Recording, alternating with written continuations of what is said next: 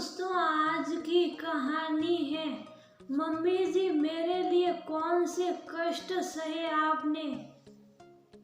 दोस्तों, कहानी शुरू करने से पहले अगर आपने चैनल को सब्सक्राइब नहीं किया हो तो कर लीजिए ताकि आपके पास पहुंच सके हर नया वीडियो। 2 दिनों के बाद मीसा की शादी की 16वीं वर्षगांठ आने वाली थी।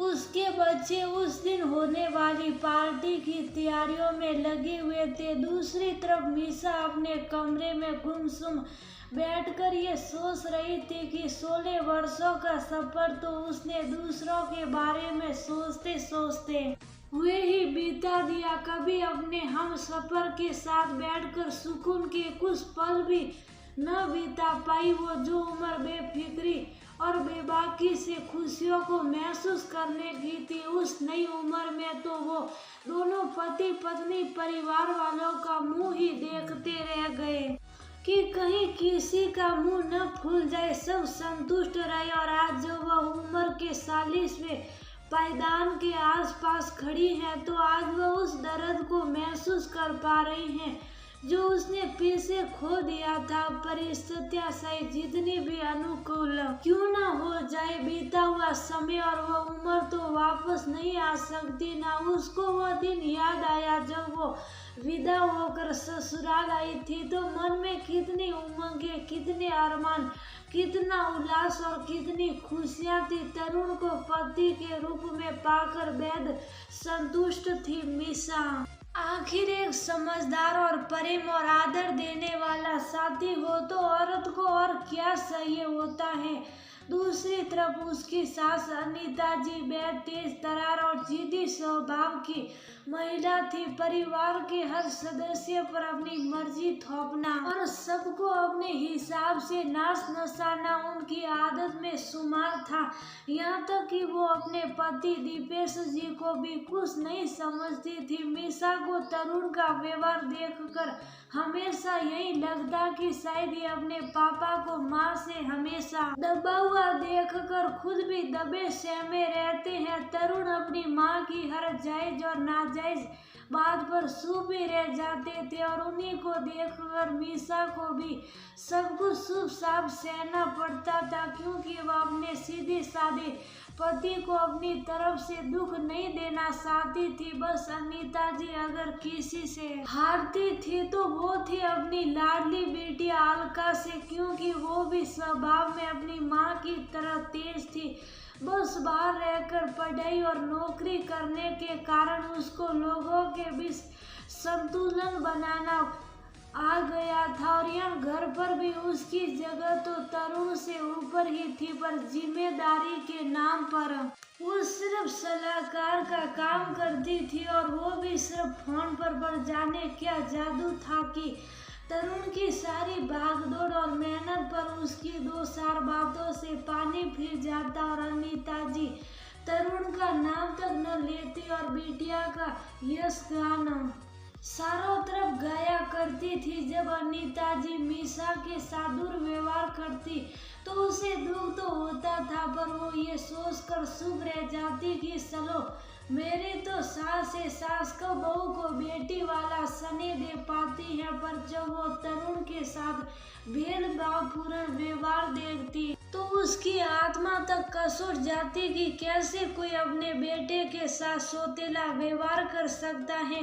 वो भी जब एक ही बेटा हो। तरुण भी अपनी माँ की हरकतों से वाकिफ थे, पर बुद्धि से परिपक्व होने के कारण कई बार चीजों को जानते हुए भी नजरअंदाज कर देते थे और मीसा को भी यही कहते कि ध्यान मत दो, जाने दो। और पति की बात को मानते हुए मीसा अनीता जी के किए गए भेदभावपूर्ण रवैये फिर चाहे वो छोटे से काम के लिए भी थक कर सोए हुए तरुण को बेफिक्री से जगा देना हो और वहीं पर बिटिया रानी रिमोट लिए बैठी हो पर उनको डिस्टर्ब न कराया हो, या फिर मीसा को शादी में मुंह दिखाई में मिले उपहारों को अपने पास रखकर अलका को पसंद करा देना, ये कह कर कि देख लो बेटा ये सब कुछ मेरे व्यवहार से मिला है, तुम्हें जो पसंद हो तुम ले लेना। और रोज की ऐसी ही तमाम बातें हो जाती थी जो मीसा को हमेशा एहसास दिलाती थी कि उसकी हैसियत घर में काम वाली से ज्यादा कुछ नहीं है। और उसके साथ आए दिन ही अनीता जी के ताने सुनने को मिलते कि करना तो लड़के बहू को ही पड़ता है, बहू इसी दिन के लिए आती है कि सास ससुर की सेवा करे। जब कभी दीपेश जी मीसा के लिए कहते कि ये तो हमारी बेटियां हैं तो अनीता जी तपाक से उनकी बात काट कर कहती ऐसा है जी बहू कभी बेटी नहीं बन सकती, और मीसा मन महसूस कर रह जाती उसको पिता तुल्य ससुर के स्नेह से भी वंचित कर देती थी अनीता जी। तरुण सब कुछ समझते हुए भी बेटे का फर्ज निभाने को तैयार रहते थे।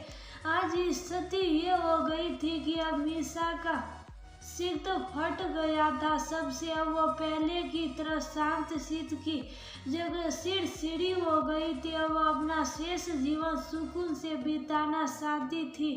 एक दिन अनीता जी फिर से बातों बातों में ज्ञान देते हुए बोली, भाई आजकल की बहुएं तो सास की सास बनकर रहती हैं, कोई सेवा भाव नहीं, कोई आदर सम्मान नहीं, जबकि सास ससुर के प्रति जिम्मेदारी लड़के बहू की ही होती है। जो माता पिता की सेवा नहीं करते वो कभी सुखी नहीं रहते।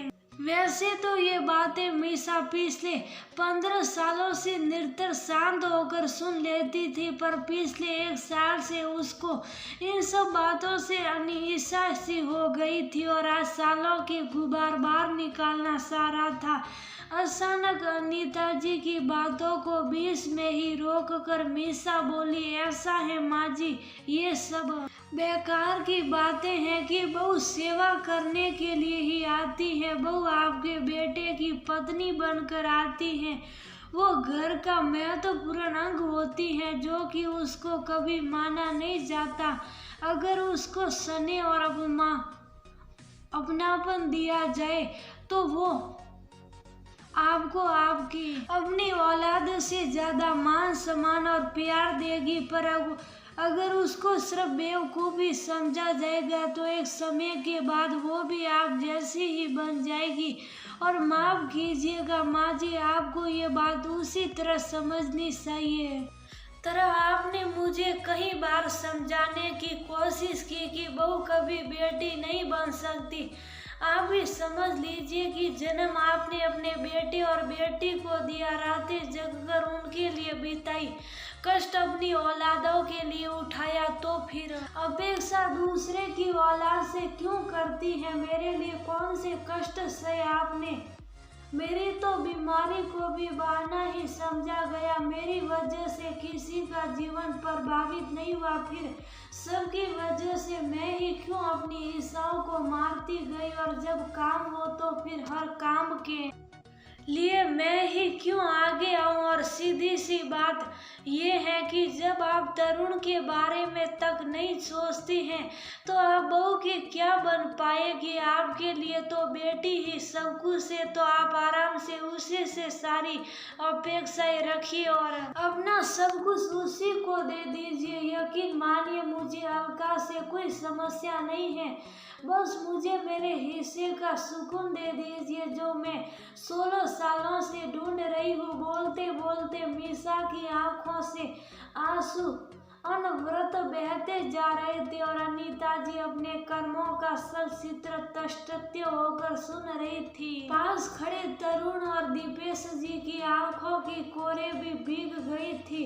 और आज तरुण को भी एहसास हो गया था कि उसकी वजह से मीसा ने अपनी उम्र का एक स्वर्णिम दौर खो दिया था और आज उसने मन ही मन ठान लिया था कि अब आगे से वो मीसा की ईर्ष्याओं को दमन दूसरों के लिए कभी नहीं करेगा। उसकी पत्नी हर उस खुशी की हकदार होगी जो आज तक उसने दूसरों के लिए खोई है।